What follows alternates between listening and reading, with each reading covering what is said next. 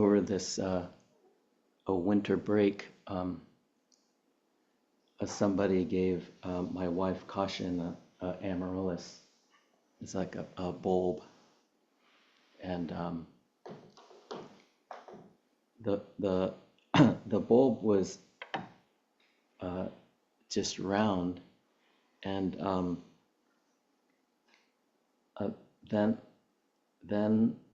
then flowers really appeared. I didn't see it grow or anything, but the flowers appeared, and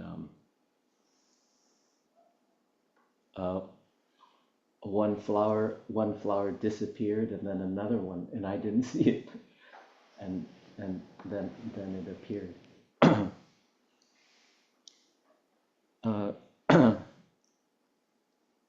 A thought that came to mind too a few weeks ago was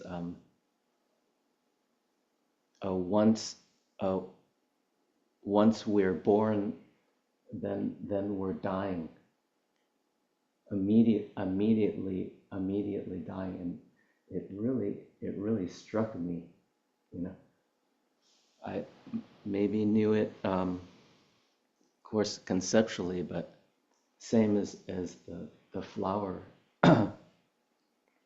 Once it blooms, then it dies. But it's not. It's just this that's happening. This appearing, and then this disappearing, which is a very very profound, and it's wonderful, but then it's quite sad at the same time. But that makes our life so precious. There's a story about the Buddha had a little dirt on his fingernail, and the Buddha asked his student, what is greater, the dirt on his fingernail or the earth? And of course, the monk said that the earth is greater, but it's alluding to the rarity in which us as human beings have the ability to practice and to come across the Dharma in this way. And many people in the world don't have this chance or this crossing in this lifetime, and they're caught in suffering. But something deep brings us to this practice, and it might be out of our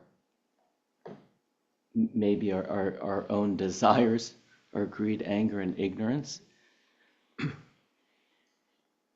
But then the thinking or the suffering of our life pushes us in a corner in which then we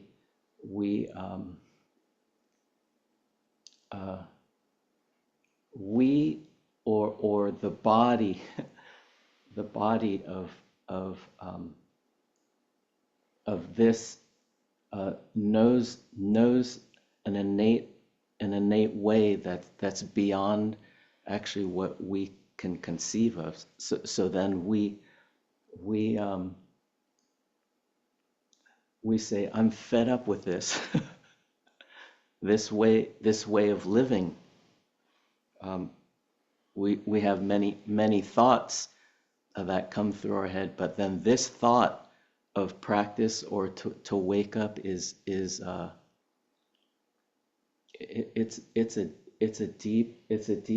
very deep aim. Yeah, to wake up is a very deep aim, and to realize the truth of this life, and also who we are before we die, is quite important. that goes beyond this self that has created so much suffering and is separated from the world. So I thought of the flowers on the altar as the title keeps on coming up is New Year Bloom, New Year's bloom, but then this quality of waking up is waking up to the impermanence and life that is appearing and also dying right in front of us, but we do not see it, like I did not see the amaryllis. But at the same time, it's there's beauty there, and even in this not seeing it, there's this beauty. This I think I saw the word, is it evanescence? It's a fading. Yeah, evanescence is quite. It's a brilliance, but then it fades away. All things then are living and dying.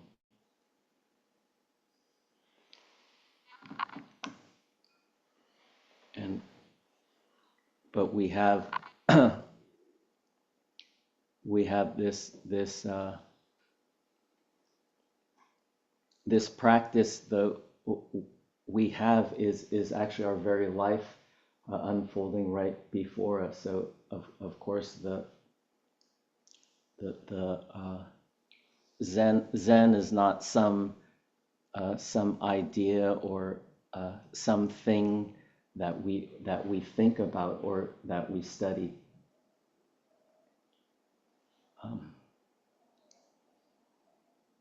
It's not a religion that has doctrines to it, but it's a way in which I was changing in the room, in the Doksan room. Of course, I was thinking about my talk. What am I going to say? So I picked up and I put on my robes and I went out the door, and the chair got snagged on my robe, and then a part of the chair, there's a sitting stool. It hit my foot, and that's when there was nothing. And then at the same time there was everything.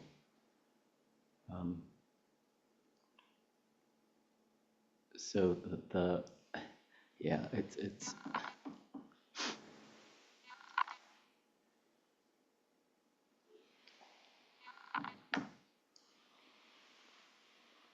it's last night I was reading through the Gakudo Yojinshu, and it's one of Dogen's writings, and Dogen is the founder of our Soto School, and he in 1223 he went to China, and then he returned to Japan in 1227 and wrote the Fukanza Zengi, which it's the basic principles for sitting zazen, like we did today or we're doing right now. He wrote it, and I'm sure he had his enlightenment experience or his wake up under his teacher Tendo Nyojo, and so he came back to Japan and then wrote these instructions for actually us how we could do zazen. And I'm sure he poured his heart into the Fukanza Zengi, these instructions, to transmit actually what we do today. The Fukanza Zengi, it was missing for a while, and then the popular version that we use was reworked. I think is 1237. After that, Dogen wrote the Bendoa is the wholehearted way of practice, and it was a treatise. Basically, it was kind of the footnotes of the Fukanza Zengi, and it had the beginning had the description of how to sit, and then there was the heart of actually the zazen, what happens internally, and then questions and answers at the end. And these questions and answers kind of pushed Dogen to realize that many of the people didn't understand what type of spirit to bring into their everyday life or their practice. So he wrote the Gakudo Yojinshu, and it's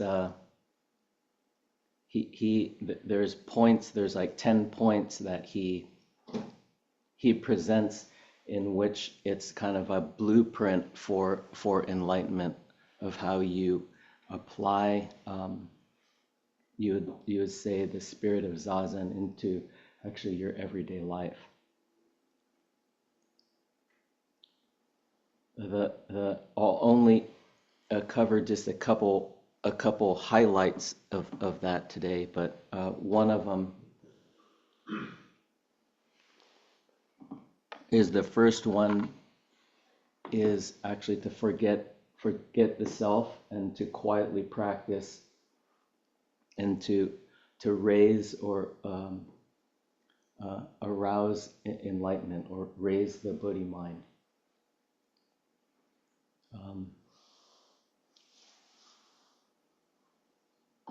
The Buddha, the name of the Buddha is the awakened one, but Shakyamuni Buddha, when he had his awakening, but he had a direct experience of waking up.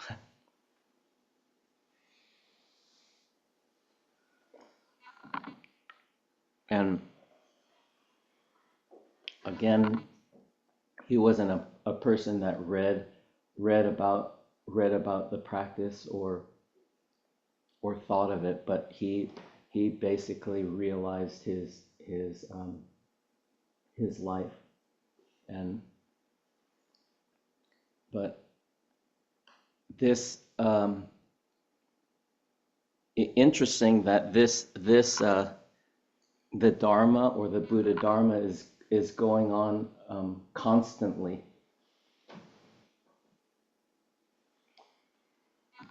And it's not separate from us, but we think that it's something outside of us or something that we need to get. But it's actually right under your feet where you are. But there's out of millions and millions of people, there's not one person that experiences the activity outside of this one body. But we think that the activity happens somewhere else, but it can't. There's not even one instant in 24 hours a day that this activity happens through somebody else, through our thinking, but it's actually through this body and mind in which we are it, and it's not a hair's breadth away from where we are. And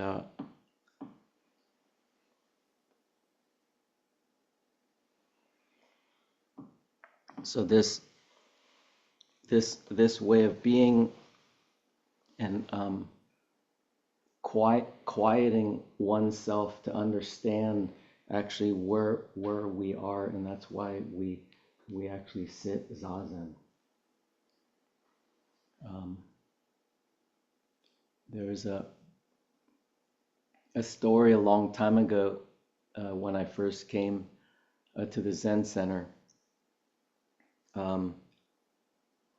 I during the winter time I wore a hat, so I came down early in the morning, and I used to change probably for a long time, like 10 years I changed in that hall, or 15 years I changed in that hall. And so I took my hat off, changed and put my robes on and came in here. When I went back out, I couldn't find my hat. And so I was, at the beginning I was kind of cool about it, but then the thoughts that started going through my mind, like someone stole it, maybe I forgot it, so I looked through my room and couldn't find it. And then I said, Nyoze, just try to let it go. Okay, let it go. I could do that. So I try to forget about it. And you try to forget about it. Didn't come up, didn't come up, but it was a very short amount of time, but all the thoughts that are creating, it seemed like it was like lifetimes of suffering. forgetting where my hat was. So, and even I asked people, have you seen it, or did you take it? Did you put it somewhere? So this happens to us all the time. So on a Sunday morning, I was just relaxing, and my jacket was hung up over the chair, and then inside the sleeve I saw that the sun came in, and I wasn't even thinking about it, and the sun came in and there it appeared. And so it's very, very close, but a lot of times we create so much suffering for ourselves that we don't see that it's actually right where we are, and we're wearing it, we're participating it, we're thinking it, we're doing everything. And that's the expression, the Dharma also, the thinking, the suffering, and all that is also part of an expression of actually the blooming of everything. And this is the living and dying of everything.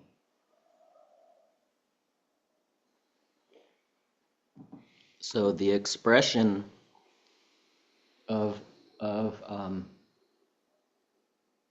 this life, or when we sit zazen, is very unusual and very rare to be like this. When we sit, we sit up with our chest out, and it's very vulnerable. So in life, we're a lot of it we're this way, that we create armor. But now we sit up in the facing actually all our greed, anger, and ignorance, and we become vulnerable, and then we slowly let it go that way, this armor. So we dismantle this, or actually we don't dismantle it, but this dismantling dismantles it. It's dismantling it. So it's the shedding of the snake. It's the shedding of the snake.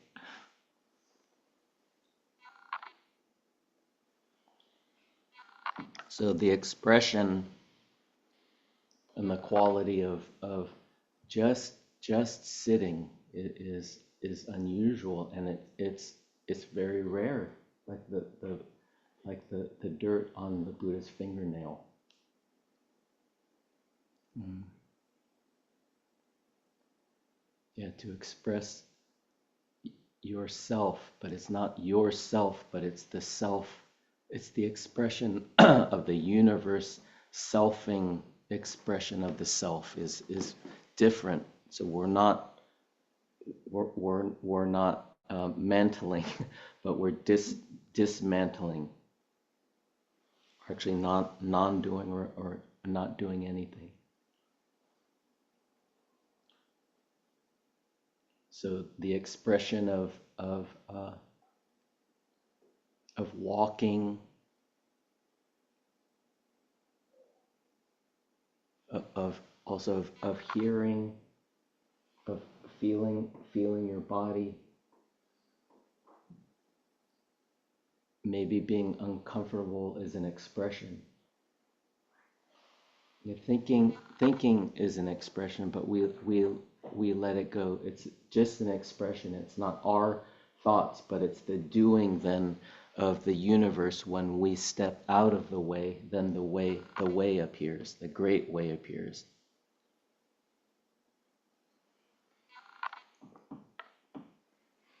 The expression of cooking, cooking is all, it's all very rare and unusual. We should deeply appreciate actually this life that we have, and it is fleeting.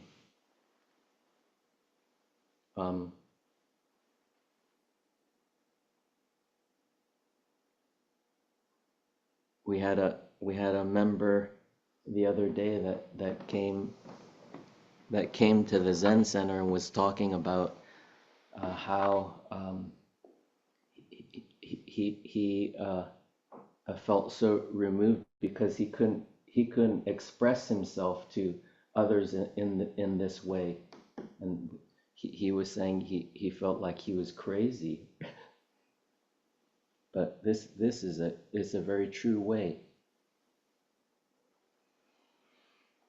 to live, and a true way of being a human being, living and dying. Yeah, so the expression or the sincerity. There's a part in the Gakudo Yojinshu, that the sincerity of the Buddha. There's a part where the Buddha held up his foot, and the Buddha held up his foot when one of his teachers went away, and he held up his foot for a week. And when the teacher came back, he put down his foot, showing his sincerity and his effort. And when you show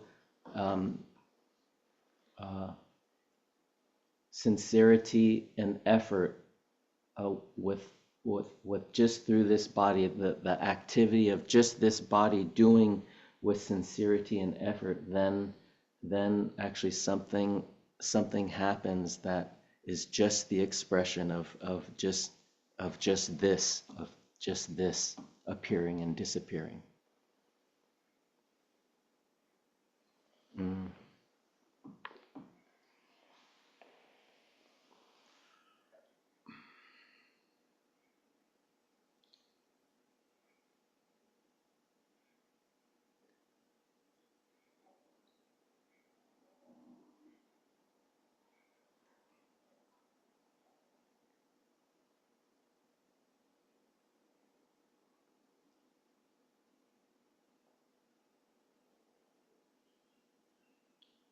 So it's this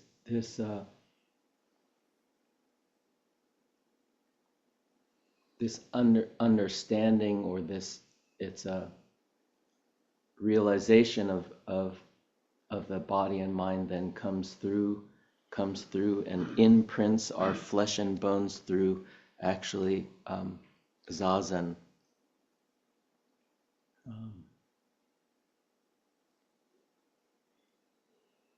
When we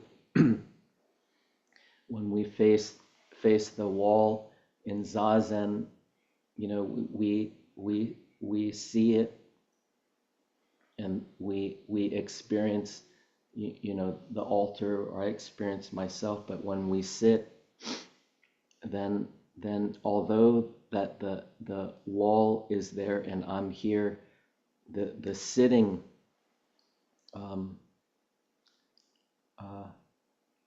starts to transform, or starts to work this subject and object. It starts to go away, and you start to become actually one with all things when you feel yourself sit.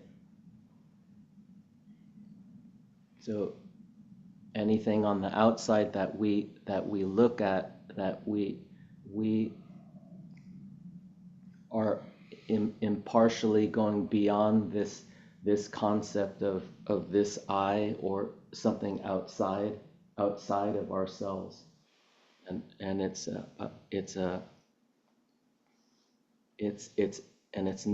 not something in here that we think about, but it's something that we return to. But this we return to, we are sitting through our greed, anger, and ignorance. But then when that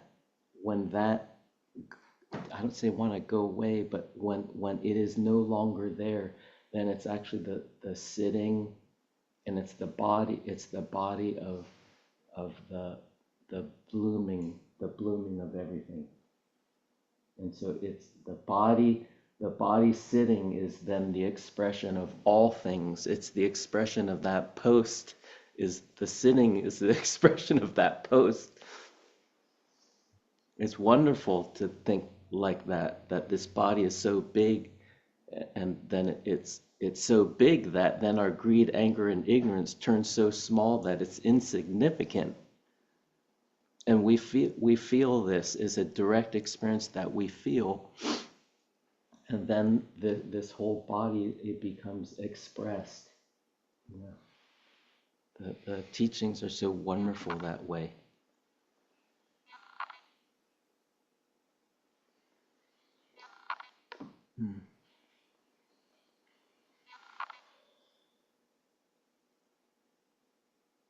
So the outside that we hear sounds outside. That in the writing he talks about this. It's the song of a bird, the sweet song of a bird. You hear it, and then you become attached to it, or he writes something beautiful that you have desire for passes by, and you look for it. But within this zazen, or within this self that begins to settle, then we start to let go, and then we hear by not grasping.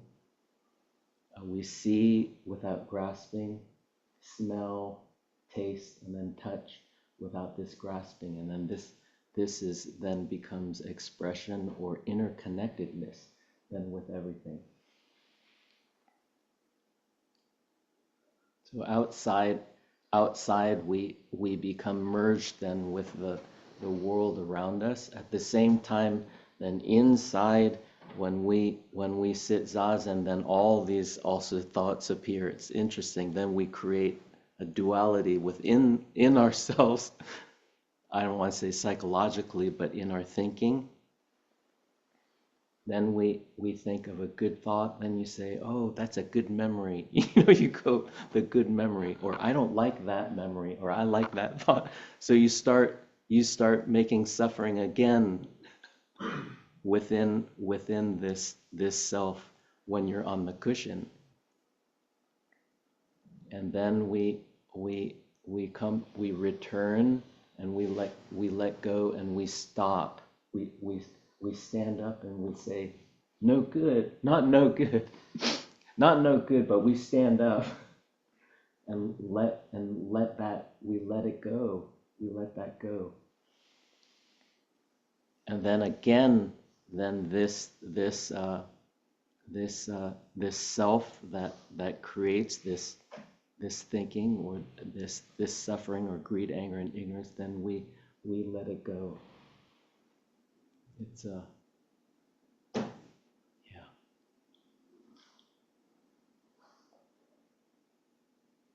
The other day we do the urns after we sit zazen in the morning, to do those urns. It's pretty hard to do the urns. We take them, after we sit zazen and do service, we take them in the back and we take the incense out of them, and then you smooth it out. And then we bring them back on the altar, but when I was showing somebody how to place it on the altar, you hold the urn and then you place it down. So it's just like the altars, but you hold it, and then you see the foot of the urn aligns usually with the icon's nose or in the center of the altar. And these are the forms here. It is then becoming very intimate, just like when we recited the opening verse, when we hear and become the sound of just us saying the verse. This is the intimacy. It's intimacy of the relative and absolute. It's intimacy of each person becoming then this one body. The placement of then the urn on the altar, how you hold it, how you offer it, your intentions, is nothing other, and it can't be anything other outside of this body that does this activity. But when we are there, then something happens. Something greater happens than with physical objects that we treat. They become like Buddha's children, or part of your body when you do that. And then that's actually the awakening, the instant before you awaken. You awaken before you even awaken.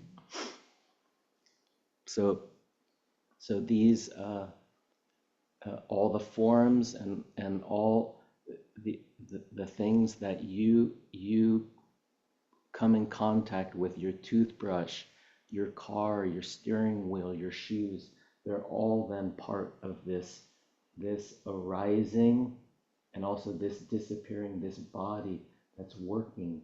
It's working. So then we become grateful for this stick and what it serves for, or we become grateful for the shoes that we wear. So we put them on, and then we say thank you. Thank you for carrying me so many miles. So our life becomes very when we return to this awakened mind, or this way of being, then it starts to create create a large world that's very wonderful and beautiful. Mm.